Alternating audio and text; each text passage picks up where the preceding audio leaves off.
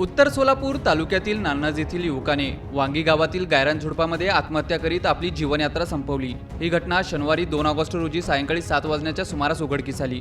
रविवारी सकाळी त्याचा मृतदेह मिळाला। हे कृत्य करण्यापूर्वी स्वतःचा एक व्हिडिओ रेकॉर्ड करून ज्यात त्याने पत्नीसह त्रास देणाऱ्या व्यक्तींची नावे घेतली तो आपल्या नातेवाईकाला पाठवला। या घटनेमुळे संपूर्ण परिसरात एकच खळबळ उडाली आहे। अमर लहू मुळे वय 25 असे त्या तरुणाचे नाव आहे।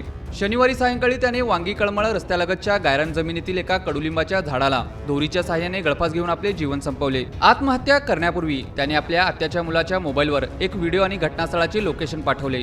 आत्महत्या करण्याच्या अगोदर अमर याने स्वतःच्या मोबाईलमध्ये "मी आत्महत्या करीत आहे" असा व्हिडिओ बनवून आत्याचा मुलगा आदेशांच्या मोबाईलवर पाठवला। त्याने खंबीरपणे "आमच्या पाठीमागे उभे राहा, माझ्या मोबाईलमध्ये फोटो व रेकॉर्डिंग्स आहेत" असे सांगत मोबाईलचा पासवर्डही सांगितला आहे। अमर याचे वडील, चुलते, चुलत भाऊ व नातेवाईकांनी लोकेशनच्या ठिकाणावर रात्रभर शोधाशोध केली असता तो निदर्शनास आला नाही। रविवारी सकाळी पुन्हा त्या ठिकाणी शोधाशोध घेतली असता अमरचा कडुलिंबाच्या झाडाला गळफास घेतलेल्या अवस्थेतील मृतदेह आढळला। या घटनेची माहिती वांगीचे पोलीस पाटील योगिता पवार यांनी तालुका पोलिसांना कळवली।